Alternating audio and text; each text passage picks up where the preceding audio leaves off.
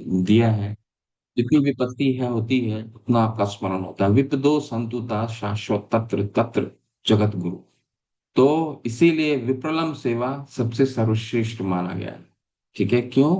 क्योंकि आराधयो भगवान ब्रजेश तनया तद धाम वृंदावनम राम्या काचिदुपासना व्रजवधू वर्गेण वा कल्पिता श्रीमद् भागवतम पुराणम अमलम प्रेम पुमर्थो महान। क्योंकि और सबसे सर्वश्रेष्ठ इसका हमें साक्ष्य कहाँ प्राप्त होता है? अमल पुराण, श्रीमद् भागवतम, जो सबसे सबसे सर्वोच्च ग्रंथ है, उससे सर्वोच्च कुछ नहीं है। ठीक है, तो इसको करने से क्या प्राप्त होगा? जीवन का उद्देश्य प्राप्त होगा, प्रेम पुमर्थो महान। अच्छा, ठीक है, तो कौन ऐसा बोला है? ऐसा किसने बोला है? श्री चैतन्य महाप्रभु मतमिदम। भगवान चैतन्य ने बोला है, क्योंकि ये उनका मत है। श्री चैतन्य महाप्रभु मतमिदम तत्रादरो न पर कोई, इसके अलावा और कोई विकल्प नहीं। ठीक है, ये अंतिम निर्णय है। ठीक है, तो अंतिम निर्णय क्या है? विप्रलम्ब सेवा वो सर्वश्रेष्ठ है। उसमें भी राधा रानी की भाव, राधा रानी गोपियों में सर्वश्रेष्ठ राधा रानी है, जिनको सर्वश्रेष्ठ माना गया। क्यों? क्योंकि भगवान उनके भाव को स्वयं समझ नहीं पाए, और उसको समझने के लिए चैतन्य महाप्रभु के रूप में उन्होंने प्रकट लिए। ठीक है, तो अब प्रश्न ये है कि चैतन्य भगवान कृष्ण क्यों नहीं समझ पाए?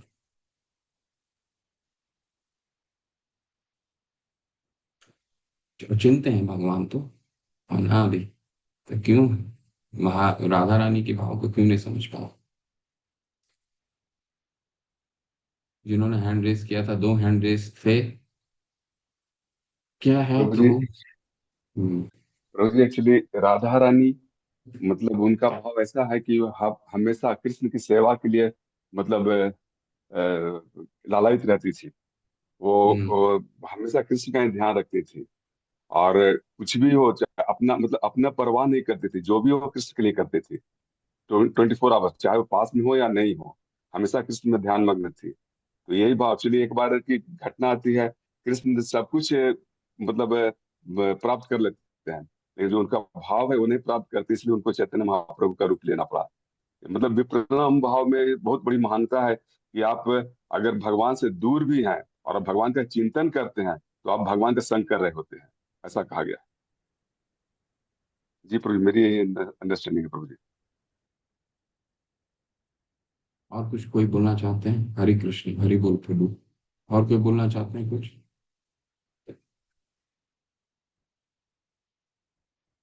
किसी को आइडिया नहीं है कि भगवान महाप्रभु, आपके मन में प्रश्न आना चाहिए ना कि कृष्ण तो अचिंत्य हैं, भगवान है, और वो राधा रानी के भाव को समझ नहीं पाए, ऐसा कैसे हो गया?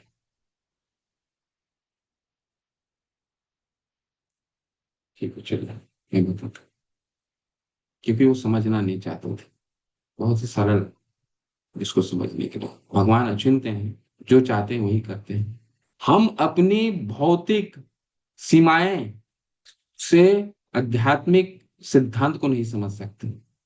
ठीक है, आध्यात्मिक सिद्धांत को समझने के लिए आध्यात्मिक स्तर पे हमें आना होगा, तब हम उसको समझने का प्रयास कर रहे हैं। भौतिक सिद्धांत से हम ये कैसे समझ सकते हैं कि कृष्ण तो अचिंत्य हैं, तो राधा रानी के भाव को कैसे समझ सकते? ये तो भौतिक सीमाएं, क्योंकि हम अपनी लिमिटेशंस, हम अपनी सीमाएं हम भगवान पे हम डाल रहे हैं। हम नहीं समझ पा रहे हैं तो कोई चीज को हम किसी एक्सपर्ट को पूछते हैं। वही हम चाह रहे हैं कि वही कानून, वही रूल हम आध्यात्मिक सिद्धांत पे भी लगाएंगे। आध्यात्मिक सिद्धांत में भौतिक सिद्धांतों के द्वारा आध्यात्मिक सिद्धांत नहीं समझा जा सकता है। इसीलिए सबसे पहले क्या करना पड़ेगा? हमें कम से कम सतगुण के स्तर पे आना पड़ेगा, वैदिक भक्ति के नियमों का पालन करना पड़ेगा। एक से लेकर के सात जो निर्देश हैं चैतन्य महाप्रभु की, वो अच्छे से उसको हमें अपने जीवन में व्यवहारिक रूप से उतारना पड़ेगा। और इसके बाद जब हम एक स्तर जब आएगा, वो स्तर क्या है, हमने पढ़ा लो, रागानुगा भक्ति। जब तक रागानुगा भक्ति का स्तर नहीं आएगा, तब तक इन भावों को हम समझना, हम अपनी चार इंद्रियों, अपने चार दोष से नहीं समझ सकते। ठीक है, क्योंकि भगवान चैतन्य, भगवान कृष्ण समझना ही नहीं चाहते थे। कृष्ण को समझ, क्योंकि वो राधा रानी कोई और नहीं, तो भगवान की एक्सपेंशन ही, भगवान का एक्सपेंशन है ना कृष्ण का। वो नहीं समझना है उनको, उनको चैतन्य महाप्रभु के रूप में आकर के उनको, उन्होंने राधा भाव को समझा। ठीक है, तो इसको इसको बहुत ही सरल से, कोई आध्यात्मिक सिद्धांत को समझना तभी हम समझ सकते हैं जब हम कम से कम हम सत्वगुण के स्तर पे रहे, हम वेदी साधना भक्ति के नियमों का उचित ढंग से पालन करें।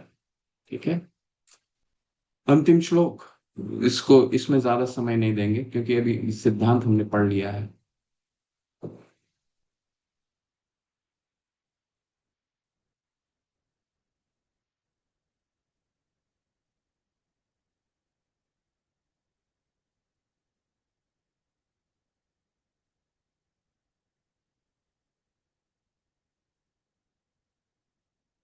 श्लोक संख्या 11। कृष्णस्य चे प्रणय वसति प्रेयसी भियोपि प्रेयसिभोऽपि प्रेयसिभियोऽपि राधा कुण्ड चस्या मुनिभिरभित तस्ता तस्तादृगेव वयधयि यत्प्रेष्ट यत्प्रेष्ट अपि अल्लसुलभं किं पुनर्भक्तिं भाजां तत्प्रेमदं सकृदी अपि सरस्नातुर्वशः करोति कृष्णस्य चे प्रणयवसति प्रेयसिभियोऽपि राधा कुण्डचस्य मुनिरभितस्तस्तादृगेव वयाधयि यत्क्लिष्ट अपि अलं सुलभं किं पुनर्भक्तिभाजाम् तत्प्रेमिदं सकृदपि सरः स्नातुरवा करोति। अनेक अमोद की वस्तुओं तथा व्रज भूमि की समस्त प्रेयसी बालाओं में से श्रीमती राधा रानी निश्चय ही कृष्ण प्रेम की सर्वाधिक अमूल्य निधि हैं। हर प्रकार से उनका दिव्य कुंड मुनियों द्वारा कृष्ण को उतना ही प्रिय वर्णित किया गया है। निसंदेह राधा कुंड महान भक्तों के लिए भी अत्यंत दुर्लभ है, अतएव सामान्य भक्तों के लिए इसे प्राप्त करना तो और भी कठिन है।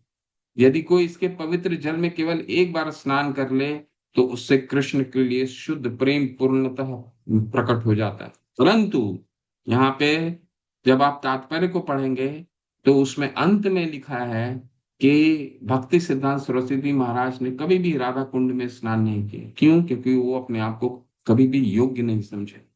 तो हो सकता है रूप गोस्वामी पाद हमें यहाँ पे ये शिक्षा दे रहे हैं कि एक बार स्नान कर रहे हैं, परंतु बिना अपने गुरु के आज्ञा के हमें राधा कुंड में कभी भी स्नान नहीं चाहिए। ठीक है,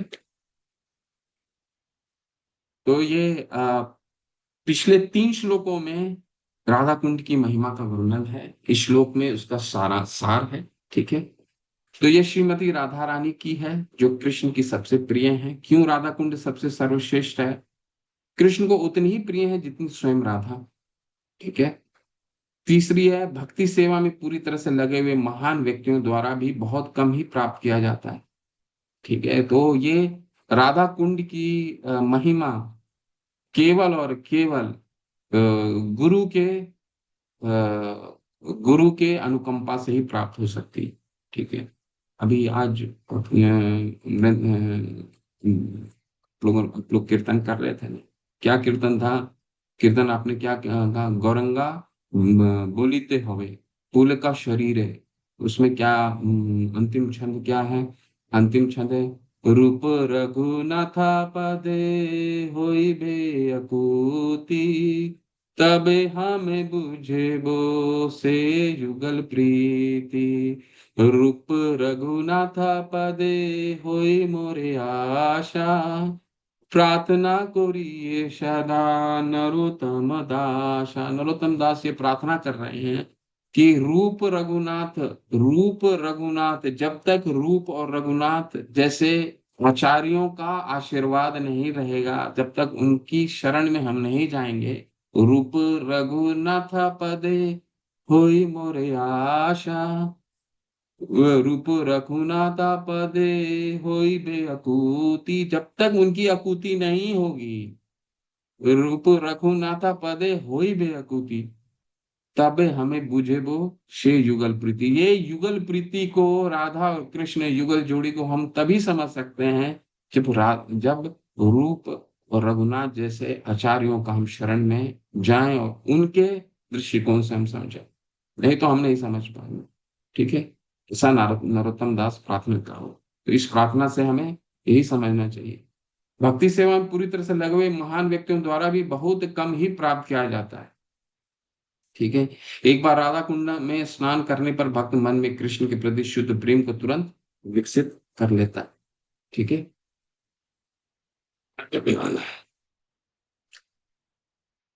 तो रूप गोस्वामी जितनी बार संभव हो भक्ति सेवा के निष्पादन में सबसे महत्वपूर्ण वस्तु है।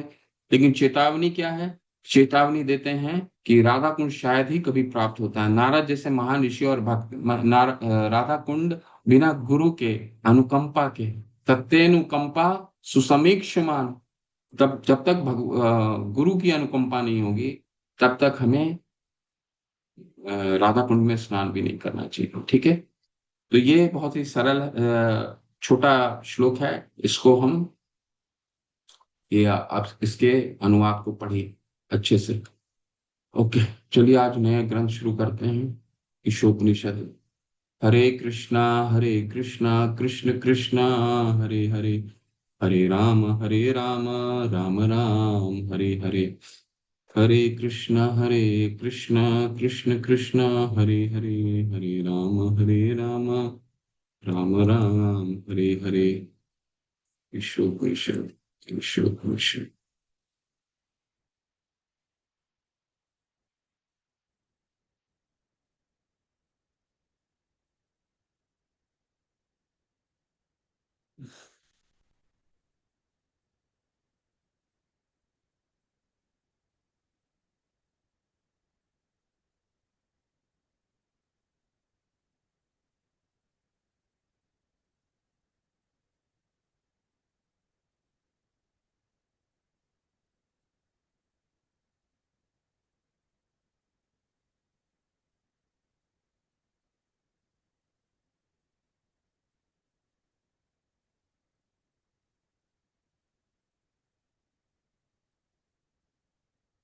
अब सभी लोग ईशोपनिषद को की भूमिका और भूमिका को बहुत अच्छे से पढ़िए। इसकी भूमिका, इस ग्रंथ में हम बाद में आएंगे, पहले इसकी भूमिका को आप बहुत अच्छे से पढ़ना पड़ेगा कि वेद और ये ग्रंथ से हम क्या सीखने वाले हैं।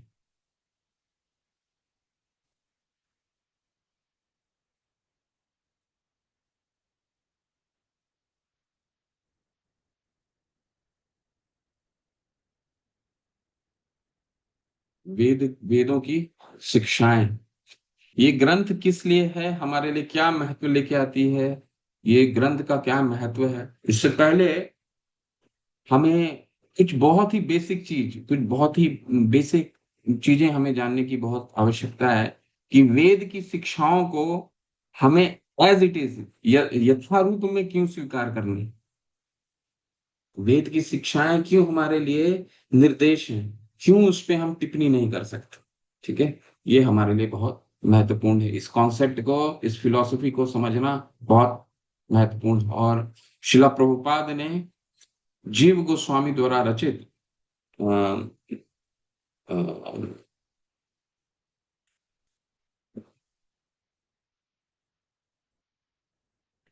अ, जीव गोस्वामी द्वारा रचित ग्रंथ का क्या नाम है, ठीक है, मुझे स्मरण नहीं आ रहा। तो ये जितनी भी भूमिका है, ये जीव गोस्वामी द्वारा रचित ग्रंथ से शिला प्रभुपाद ने इस फिलॉसफी को लेकर के आए हैं। तो ये हमें पढ़ना बहुत जरूरी है। आप लोग सब पढ़ के लेकर के पढ़िए इसको। और ये शिला प्रभुपाद ने ये जो भी भूमिका यहाँ दे रखा है, उन्होंने इसको उपदेश के माध्यम से इसको दिया था, जिसको रिकॉर्ड करके यहाँ पर के इसको भूमिका के रूप में दिया गया है। ठीक है, ये इन्होंने प्रवचन दिया था। इस प्रवचन को भूमिका रूप में यहाँ पे डाला गया है इस ग्रंथ में। बहुत महत्वपूर्ण है भूमिका। किसी भी ग्रंथ की भूमिका को आप बिना पढ़े आगे मत बढ़िएगा। ठीक है, सारे ग्रंथ की भूमिका बहुत महत्वपूर्ण है। ठीक है, चलिए पढ़िए।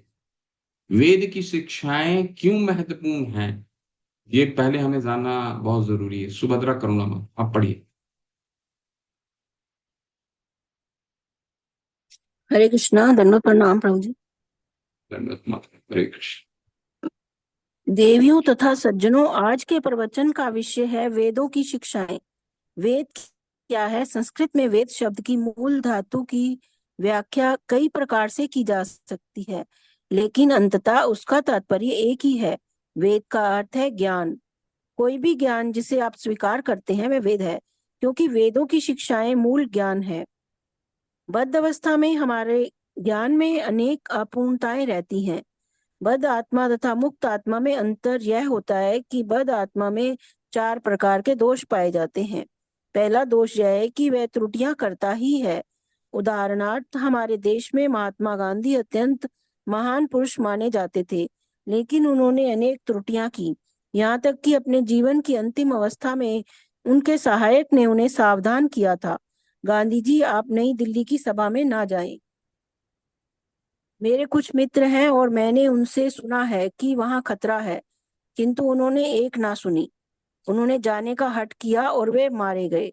महात्मा गांधी तथा राष्ट्रपति केनेडी जैसे महान व्यक्ति भी, ऐसे अनेक लोग हैं, त्रुटियां करते हैं। त्रुटि करना मनुष्य का स्वभाव है। यह बद आत्मा का एक दोष है। दूसरा दोष है भ्रमित होना। भ्रम का अर्थ है जो नहीं है उसे स्वीकार करना, अर्थात माया। माया का अर्थ है जो नहीं है। प्रत्येक व्यक्ति शरीर को सब मान बैठता है। यदि मैं आपसे पूछूं कि आप क्या हैं, तो आप कहेंगे, मैं मिस्टर जॉन हूँ, मैं धनी व्यक्ति हूँ, मैं यह हूँ, मैं वह हूँ। ये सब देह से संबंधित परिचय हैं, किंतु आप यह शरीर नहीं है। यह भ्रम है। तीसरा दोष है धोखा देने की प्रवृत्ति। प्रत्येक व्यक्ति में दूसरों को ठगने की प्रवृत्ति पाई जाती है। कोई व्यक्ति पहले दर्जे का मूर्ख क्यों ना हो, किंतु वह भी अत्यंत बुद्धिमान होने का दिखावा करता है। यद्यपि यह पहले कहा जा चुका है कि वह भ्रांति में है और त्रुटियां करता है, लेकिन वह सिद्धांत बनाता है, मैं सोचता हूँ कि यह ऐसा है, वह वैसा है, लेकिन उसे अपनी खुद की स्थिति का भी ज्ञान नहीं होता। वह दर्शन पर पुस्तकें लिखता है, यद्यपि वह अपूर्ण है। यही उसका रोग है, यही धोखाधड़ी है। अंतिम बात यह है कि हमारी इंद्रियां अपूर्ण है। हमें अपनी आंखों पर बड़ा गर्व रहता है। प्राय कोई व्यक्ति चुनौती देगा, क्या तुम मुझे ईश्वर दिखा सकते हो? लेकिन क्या आपके पास ईश्वर का दर्शन करने के लिए आंखें हैं भी? यदि आपके पास आंखें नहीं है तो आप उनके दर्शन कभी नहीं कर सकोगे। यदि एकाएक कमरे में अंधेरा हो जाए तो आप अपने हाथों को भी नहीं देख सकते। अतएव आपके पास देखने की शक्ति ही क्या है? अतः हम अपनी इन अपूर्ण इंद्रियों से ज्ञान, वेद प्राप्त करने की अपेक्षा नहीं कर सकते। बद्ध अवस्था में इन सारे दोषों के होते हुए हम किसी को पूर्ण ज्ञान प्रदान नहीं कर सकते, ना ही हम स्वयं संपूर्ण हैं। अतएव हम वेदों को यथा रूप में स्वीकार करते हैं। हरे कृष्ण माता, बहुत सुंदर। तो माता ने बहुत सुंदर पढ़ा। वेदों को यथारूप में स्वीकार करने का एक पहला कारण, अभी और भी बहुत सारे कारण आने वाले हैं। पहला कारण है क्यों? क्योंकि यहाँ पे शिला प्रभुपाद ने शुरुआत के दूसरे या तीसरे वाक्य में लिखा कि दो लोगों में फर्क होता है। कौन है? नित्य सिद्ध पुरुष और बद आत्मा और नित्य सिद्ध आत्मा। ठीक है, ये दोनों में फर्क होता है। नित्य सिद्ध आत्मा का कहाँ कहाँ परिभाषा लिखा हुआ है? क्या परिभाषा है भगवत गीता? किसको कहते हैं नित्य सिद्ध और बद्ध?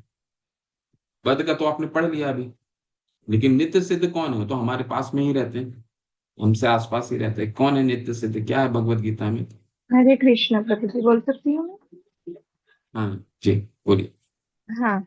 नित्य बद्ध तो हमने देखा कि जो मुक्त नहीं है, बंधा हुआ है। पर नित्य सिद्ध मतलब हम भगवत गीता में देखते हैं कि जो बंधे हुए हैं उनको कोई बंधे हुए नहीं छोड़ सकते। तो कोई छूटा हुआ है वही हमें छोड़ सकते हैं, जैसे कि गुरु।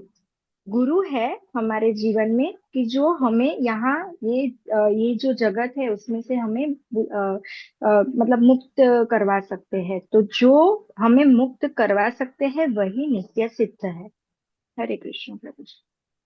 किस चीज से वो किस चीज से मुक्त होते हैं माता? मतलब वो भक्ति के भाव में होते, प्रेम भक्ति जिसको हम बोलते हैं। तो वो प्रेम भक्ति में होते हैं, और वो यहाँ यहाँ जगत में जो आए हैं वो हमारे लिए ही आए हैं, वो वैकुंठ धाम से ही आए हुए होते हैं कि वो हमें मुक्त कर सकते हैं। हरे कृष्ण। माता ने तो बोला, और क्या? दीपा सुनी माता, क्या है नित्य सिद्ध और नित्य बद्ध में क्या फर्क है?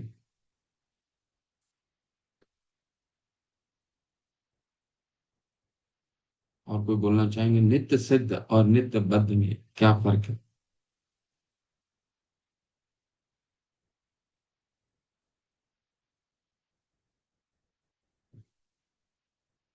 हैंड रेज है उमा शर्मा, पढ़ने के लिए आपने आप लोगों ने हैंड रेज किया है?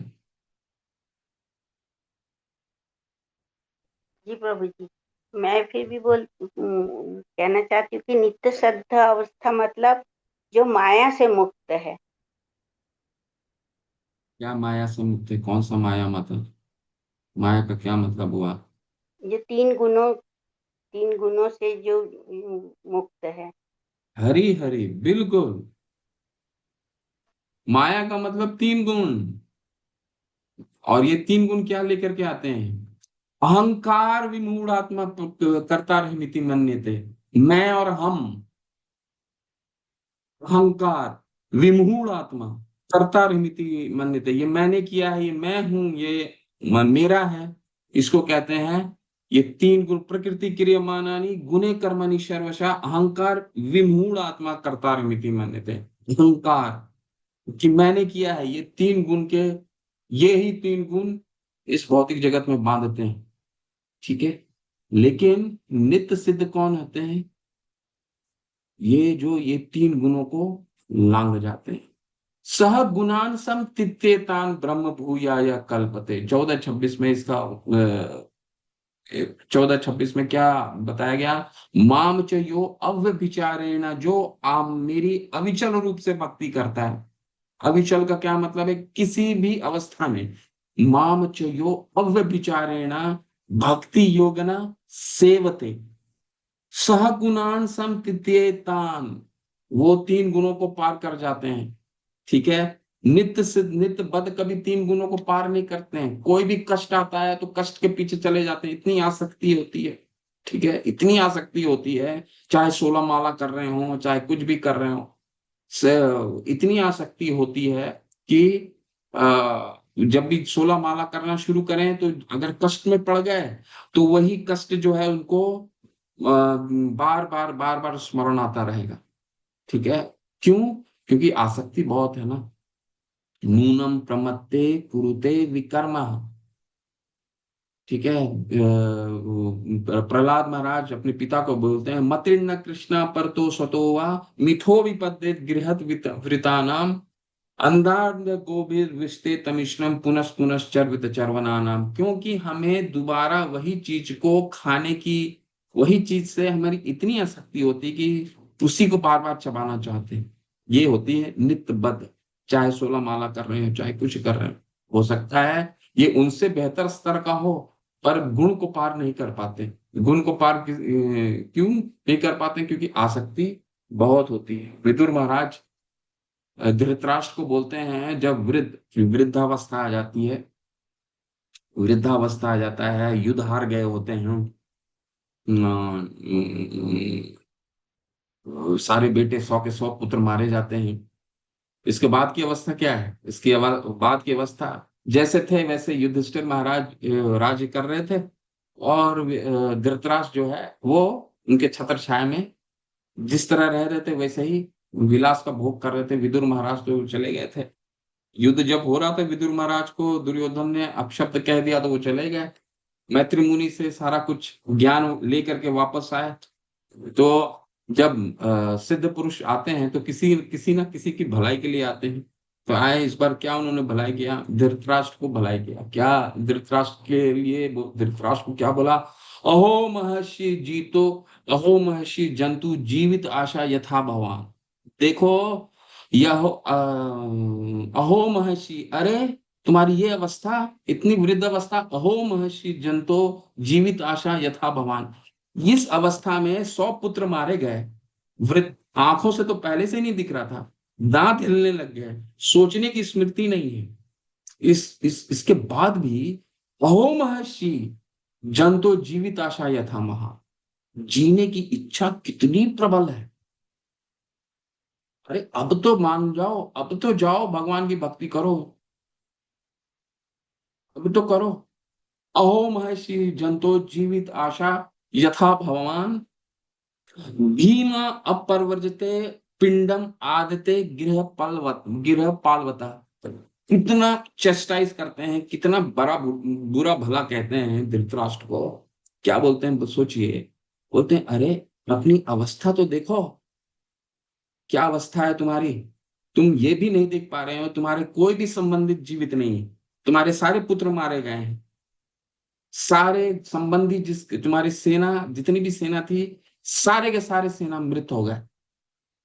फिर भी किस चीज के लिए तुम लोभित हो। जीवित आशा यथा भगवान, किस लिए जीने की इतनी प्रबल इच्छा क्यों है। वृद्ध हो गए हो, दिखता नहीं है, सुनाई कम पड़ता है, दांतें हिल रही हैं, और इसके बाद क्या कर रहे हो तुम।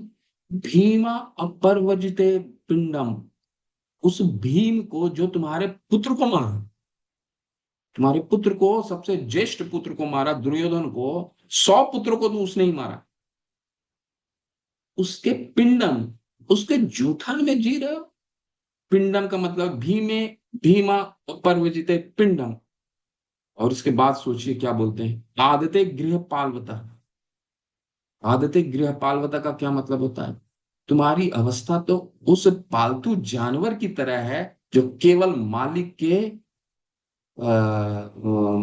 के अनुकंपा पे रहता है। अरे जाओ अब तो भगवान की भक्ति करो। तो ये अवस्था है। विदुर महाराज ऐसा बोलते हैं धृतराष्ट्र को, और धृतराष्ट्र उनकी बातों को मानते हैं, उनको घर को त्यागते हैं। ठीक है, तो ये है नित्यबद्ध। और नित्य सिद्ध कौन होते हैं, नित्य सिद्ध वो होते हैं जो जेब में 40 रुपया भी रहता है तो उनको मालूम है कि वो पूर्ण दृढ़ता, सततम कीर्तयन्तो माम यतयन्तश्च दृढ़व्रता, इतने दृढ़ रहते हैं कि, क्यों दृढ़ रहते हैं, महात्मा नस्तु माम पार्थ देवी प्रकृति माशिता, क्योंकि देवी राधा रानी की अनुकंपा में वो महात्मा है। वो तो भक्ति कैसे कर रहे हैं, देवी राधा रानी की अनुकंपा से वो भक्ति कर रहे हैं। इतना विश्वास है, इतना दृढ़ विश्वास, सततम कीर्तयन्तो माम यतयन्तश्च दृढ़व्रता कथयन्तश्च माम नित्यं क्या है बोलिए, सततम कीर्तयन्तो माम यतयन्तश्च दृढ़व्रता नमस्यन्तश्च माम भक्त्या युक्तस्य योगिनः। ऐसा है, नमस्कार करते हैं, सततम कीर्तन करते हैं, ठीक है, दृढ़ रहते हैं चाहे कोई भी अवस्था है। ये होता है सहगुणान संपत्ति। जब ये 3 गुणों को जो कोई व्यक्ति पार कर जाता है, नित्य सिद्ध हो जाता है, तो फिर ये चीजें इनको किसी भी तरीके से इन पे प्रभाव नहीं करती। तो यहाँ पे 4 चीजें बता रहे हैं कि नित्य बद्ध में हमें क्यों, सबसे पहला हमें क्यों शास्त्र को अपनाना है श्रुति के रूप में। क्यों, क्योंकि हम 4 दोष पाए जाते हैं। कारण पातवा का क्या मतलब है, कारण पातवा मतलब हमारी इंद्रियां अपूर्ण होती, ठीक है, देखने सुनने, हमारी जो सबकी सीमाएं हैं ना, हम सब कुछ नहीं देख सकते। लाइट ऑफ कर दीजिएगा तो क्या दिखेगा, कुछ नहीं दिखेगा। सूर्य की रोशनी नहीं रहेगी तो क्या दिखेगी, नहीं दिखता है, ठीक है। कारण पातवा, ठीक है, हम अपने आप को देखने के लिए एक एक समय के आने के बाद आपको चश्मा लगाना पड़ता है, क्यों? जो दिया गया वो भी नहीं दिखता है। कारण पातव ब्रह्म, ठीक है। हमसे गलतियां होती हैं, ठीक है। हम सबसे गलतियां होती हैं। जब बद अवस्था में कोई व्यक्ति होता है तो उससे गलतियां होना निश्चित है। कारण प्रातव भ्रम विप्रिलप्सा। विप्रिलप्सा का क्या मतलब है? धोखा देने की प्रवृत्ति होती, ठीक है। थोड़ा सा भी किसी में कम किसी में ज्यादा निश्चित रूप से पाया जाता है। कारण पातवा भ्रम विप्रिलप्सा और प्रमाद। प्रमाद का क्या मतलब है? हम अ, अ,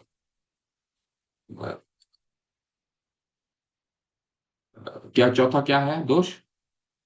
प्रमाद मतलब हम गलतियां करते हैं, ठीक है। सर्वत्र नर दोष यही चार, ये चार जो दोष हैं सब में पाए जाते हैं। एक सांप एक अंधेरे रस्सी में है, अंधेरे में आपका रस्सी गिरा दिया जाए तो हम उसको क्या समझ लेते हैं? कभी कभी हम उसको सांप भी समझ लेते हैं, ठीक है। क्यों ऐसा समझते हैं? क्योंकि हमारी इंद्रियां पूर्ण हैं, जिसके कारण हम भ्रमित हो जाते हैं, उसको रस्सी को भी सांप समझ लेते हैं, ठीक। सांप समझ लेते हैं और इसके बाद गलतियां भी करते हैं। गलतियां क्या करते हैं? डंडा ला करके उसको मारने भी लगते हैं सांप समझ करके, तो ये गलती हो गई। और चीटिंग प्रोपेंसिटी यानी कि धोखा देने की प्रवृत्ति तो सब में कम और ज्यादा होती ही, ठीक है। तो इन चार दोषों के कारण, इसीलिए हो सकता है किसी में कम हो किसी में ज्यादा हो, पर होती सब है। तो हमारे बद अवस्था में अगर कोई बद्ध जीव ही बहुत अच्छी ग्रंथ लिख दे, बहुत अच्छा ग्रंथ लिखे, उसका भी तो अपनी सीमाएं है, तो वो भी बद्ध हमसे हो सकता है। उसकी उसकी इंद्रियां, उसकी सोचने समझने की शक्ति ज्यादा हो। आ, हम अभी आगे पढ़ेंगे, पहला पड़ाव है। तो सोचने समझने हो सकता है उसको, उसकी एक्सपीरियंस ज्यादा हो। कोई भी ज्ञान तीन तरीके से लिया जाता है, ठीक है। प्रत्यक्ष रूप से देख करके ज्ञान लेते हैं, दूसरा अनुभव के रूप में जो उससे बड़ा होता है, ठीक है। आप कोई चीज देखते हैं, इसके बाद फिर उसका अनुभव लेते हैं। अनुभव का जो साइज है, जो डोमेन है, जो समझने की शक्ति है, अनुभव का एक्सपीरियंस का, वो ज्यादा बड़ा होता है। साक्षात कैसे? मान लीजिए को किस चीज का अनुभव है कि गाड़ी को मोड़ना है दाहिने तरफ या बाएं तरफ, तो प्रत्यक्ष उतर करके दरवाजा खोल करके या मोटरसाइकिल से उतर करके नहीं देखते हैं कि जाएगा कि नहीं, एक अनुभव से गाड़ी को मोड़ते हैं, ठीक है। तो प्रत्यक्ष से बड़ा प्रमाण होता है अनुभव का प्रमाण, ठीक है। अनुभव से भी बड़ा बड़ा प्रमाण होता है सुनने का प्रमाण, श्रुति प्रमाण, ठीक है। तो हो सकता है किसी के अनुभव हमसे ज्यादा हो सकता है वो एक्सपर्ट हमसे ज्यादा हो, परंतु है तो उसकी भी सीमाएं, इन चार दोषों से वो भी परिपूर्ण है। इसलिए हम उसकी कही हुई बातों को क्यों माने? क्यों ना हम ऐसे व्यक्ति से सुने जो इन चारों दोषों से मुक्त है। वो कौन है? नित्य सिद्ध पुरुष, ठीक है। तो जो भी शास्त्र लिखे जाते हैं वो क्या है? शास्त्र तो सबसे पहला कौन है? शास्त्र दो तरीके के हैं, ठीक है। शास्त्र क्या है? शास्त्र एक ही है, आदि कवि मुह्यंती या तो सूर्य। भगवान ने सबसे प्रथम ये किसको दिया? कवि को, आदि कवि को दिया, यानी कि ब्रह्मा जी को ये ज्ञान दिया। और इसके बाद के जितने भी शास्त्र आपके पास हैं, या तो भगवान द्वारा लिपिबद्ध किए हुए भगवान ने खुद भगवत गीता बोली है, या उनके भक्तों द्वारा लिखा हुआ है। तो जितने भी उनके भक्त हुए हैं वो सारे के सारे नित्य सिद्ध हैं, तो उनको इसीलिए शास्त्र क्या है? शास्त्र श्रुति प्रमाण, ठीक? तो अगले सत्र में हम देखेंगे ये पहला वेद को हमें श्रुति प्रमाण के रूप में क्यों अपनाना है, ये पहला कारण है। अभी और भी कारण हम देखेंगे, ठीक है। हाँ, मुझे स्मरण आ गया, ये जितनी भी भूमिका है ये शिला प्रभुपाद ने तत्व संदर्भ, जीव गोस्वामी ने तीन संदर्भ लिखे हैं, उसमें से तत्व संदर्भ यानी कि तत्व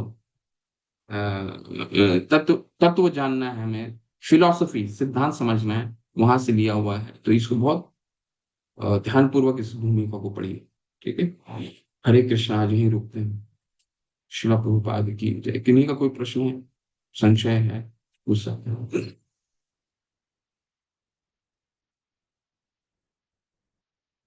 हरे कृष्णा।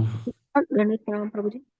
ये श्रुति और स्मृति में अंतर और स्मृति को क्या कहते हैं? और हम्म स्मृति का अर्थ क्या होता है? शास्त्र पहले केवल और केवल सुनने से ग्रहण किया जाता था। पहले तो ये तो कलयुग के लिए व्यास देव ने क्या, ये जितने भी ग्रंथ लिखे गए वो क्यों लिखे गए? लोकस यह जानतो विद्वान चक्रे संहिता, चक्रे सत्वत संहिता। श्रीमद् भागवतम में व्यासदेव कहते हैं कि लोकस यह जानतो विद्वान, लोगों को मालूम ही नहीं पड़ा कि वो इतने अनर्थ में क्यों फंसे हुए हैं। तो दो तरीके के शास्त्र होते हैं। स्मृति, स्मृति मतलब जो केवल सुनने मात्र से ग्रहण किया जाए, जो कलयुग में, क्योंकि हमारे पास सक्षम नहीं है, हम इतने, कलयुग में लोगों का पतन हो जाता है ना, ठीक है ना। प्रायण अल्पायुष कलो अस्मिन युगे जना मंद सुमंद मत्यु मंद भाग्य कुप्रदिता, ठीक है। बुद्धि कम हो जाती है, हमेशा विचलित रहते हैं, आयु कम हो जाती है।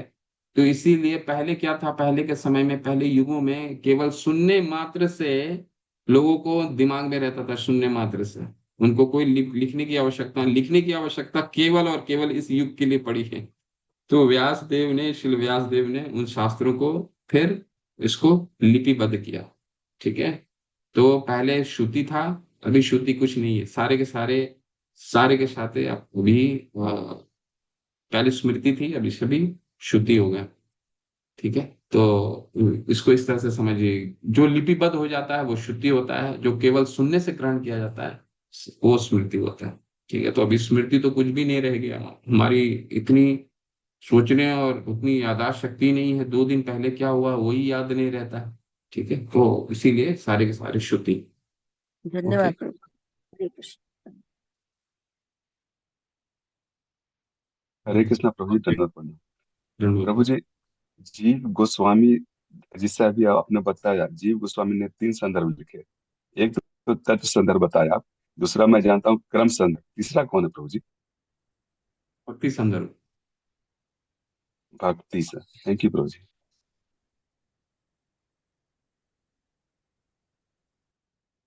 ओके, और क्या किसी का और कुछ पूछना चाहते हैं? इसको भूमिका को अच्छे से पढ़िए, फिर इस पर चर्चा करेंगे। वाञ्छाकल्पतरुभ्यश्च कृपा सिन्धुभ्यैव च पतितानां पावनेभ्यो वैष्णवेभ्यो नमो नमः। अनंत कोटि वैष्णव वृंद की जय, श्रील प्रभुपाद की जय, रामाचार्य श्री हरिदास ठाकुर की जय, निताई गौर प्रेमानंदे, हरि हरि हरि गो, हरे कृष्ण सभी को।